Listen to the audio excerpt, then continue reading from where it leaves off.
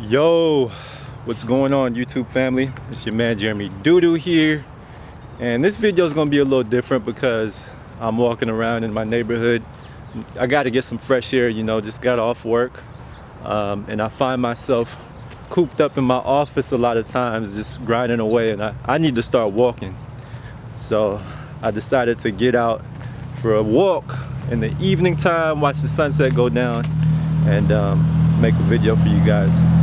But in this video I want to talk about a few things, well, 5 things that I've learned since earning a 6-figure salary. And what motivated me to talk about this topic is the fact that I grew up in a single parent household, just with my mom. And at the time of her death, she was earning $40,000, and we had everything that we needed, but we didn't get everything that we wanted. I lived in a 1-bedroom house. My mom, a 1-bedroom apartment. My mom, she had the bedroom. I slept in the living room on the floor. And I never even really understood the mindset that it takes to get to a 6-figure salary, or I didn't even understand how that felt. I never saw a person of color that had a position where they earned over 6 figures. Anytime I've driven out to Pasadena, which is a neighborhood here in California, I look at those big ass houses and I'm like, what did they do to get there? How does it feel to live in that house, right? Are they happy? Are they content? Like, do they feel like they met all their goals in life and they could just chill in a big ass house with their families now? Like, how does that feel, right? So hopefully this video just gives you some perspective. The first thing that I learned is that in the beginning, my aim was stability. And now my aim is for freedom. Freedom of my time, freedom to have the peace of mind that I seek, freedom to express myself the way that I want to express myself. In the beginning, when I was starting out in the workforce, my aim was just to earn enough money to survive, right? Like, I would go into job interviews literally and say that my salary expectation was $30,000.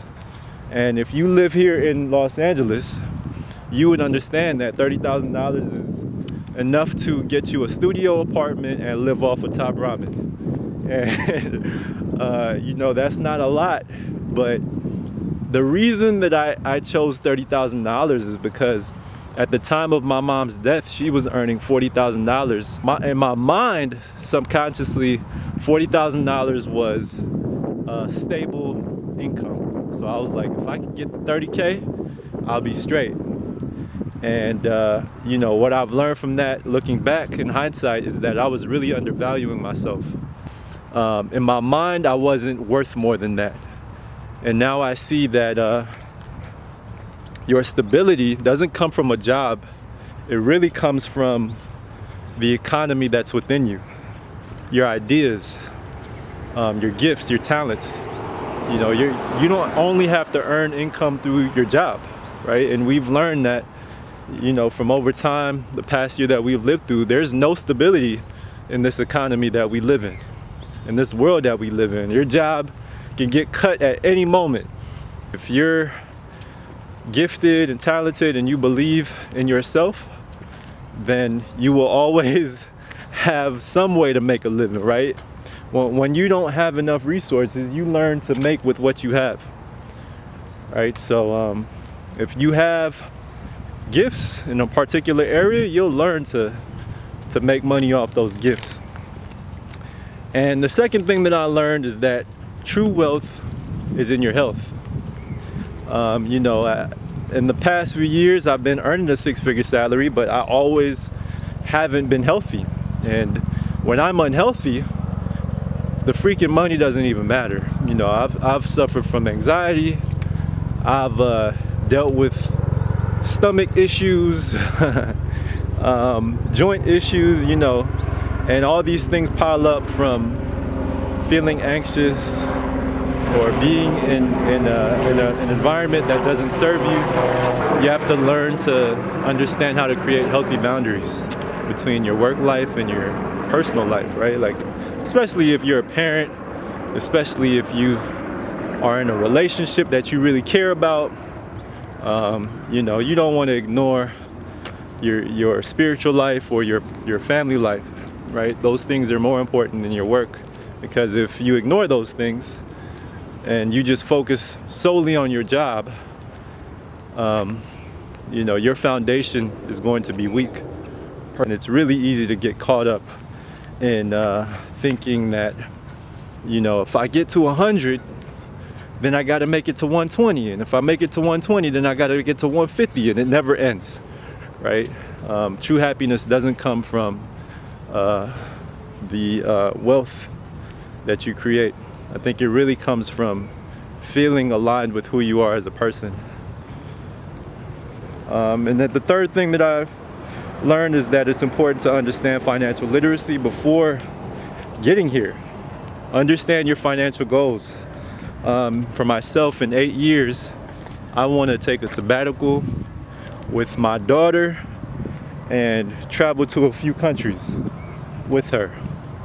You know, if I could take off for a year, that's what I want to do. So I've made a plan to invest in real estate, invest in index funds, and really understand the long-term goals that I want for myself.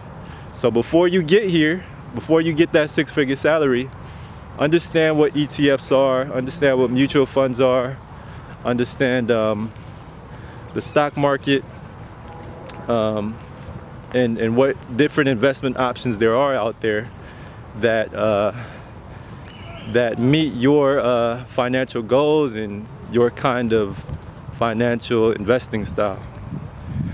If you have the time to understand that stuff before you earn a good salary, then learn as much as you can to understand your options. Number four, the fourth thing that I've learned is that it's important to have a supportive partner on your journey. I look at design like an athlete, and you know, Kobe used to put up like 1,000 shots a day. And as a designer, to really hone in on my craft, I had to put in the work, right? So, you know, in order to feel confident in who I was in my craft. So, you know, in the beginning, what I found for my relationship is that my wife, she wasn't really supportive, or she didn't understand what it took to gain that confidence in yourself, especially if you're a person of color, dealing with imposter syndrome, right? And going against people who have design degrees. So have a supportive partner. If you don't feel confident in your partner or yourself, then go to therapy. My wife and I, we went to therapy for a couple years. That definitely helped for us to get on the same page financially, mentally, spiritually. You know, I feel like therapy definitely helped. But that's important, right? In the beginning, I remember I told my wife, when I was starting to learn about design, I said, yo, give me 3 months to go all in on this. I'm not gonna spend time with you. I'm not gonna spend much time with you.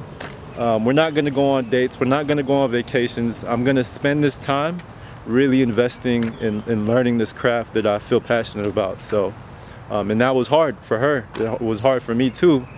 But that's what it took. And the fifth thing that I learned is that money won't solve your problems, but it will give you access to resources, so take them. Growing up, you know, I went through a lot of different traumas. I experienced a lot of different things that affected me subconsciously growing up in the hood, dealing with police, dealing with teachers that didn't believe in me and telling me things that influenced the way that I thought about myself.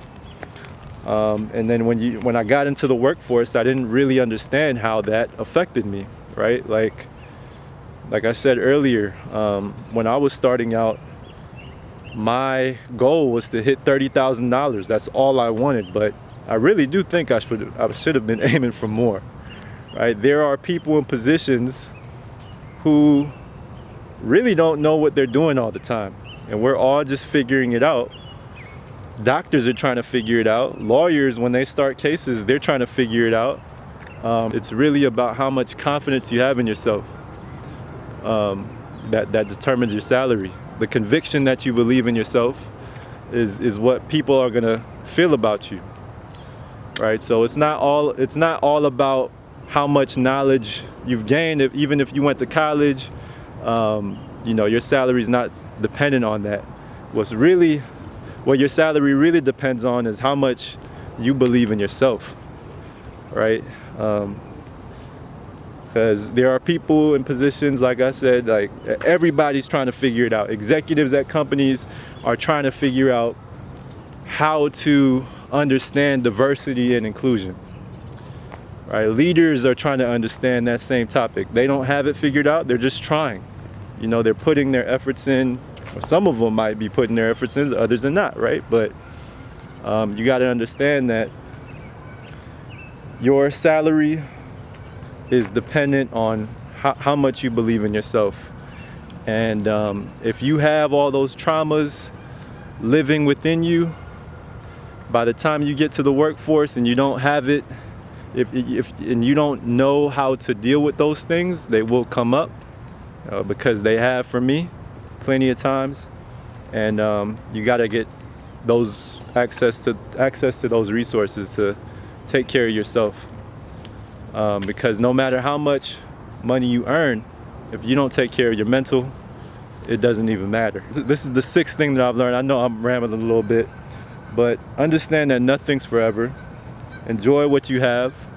You know, if you want to splurge at times, go ahead and splurge, especially if you didn't grow up in money. But make a plan. Always have a plan, because aging out is real. One of my mentors, he feels like he's aging out at the moment. Racism is real. And if you want to pivot at some point, you want to have enough in your bank account to make sure that you're able to make those decisions without really stressing yourself out too much, right? So yeah, guys, I hope that these tips help you. I hope that they give you a little bit of perspective on what it feels like to earn a six-figure income. Obviously, from what you've heard from me, it doesn't mean that life is always happy or problem-free, you know, but it definitely is a privilege, because a lot of people don't get that opportunity in the world. And yeah, I just hope that you guys all meet your dreams, meet your goals, and are happy with who you are in this world, because that's really what matters. We're taught that success is dependent on how much you have in your bank account, but you know, what I've learned is that success is really about how you feel about yourself and how you feel about those who are closest to you, those that you love, and how you impact their lives, right? It's not, you know, at the end of the day, when we leave here, the money doesn't leave with us, but the way we make people around us feel is what we're remembered by. All right, so I hope that this video helps you out. Peace and love. Stay blessed. Keep going. See y'all in the next video.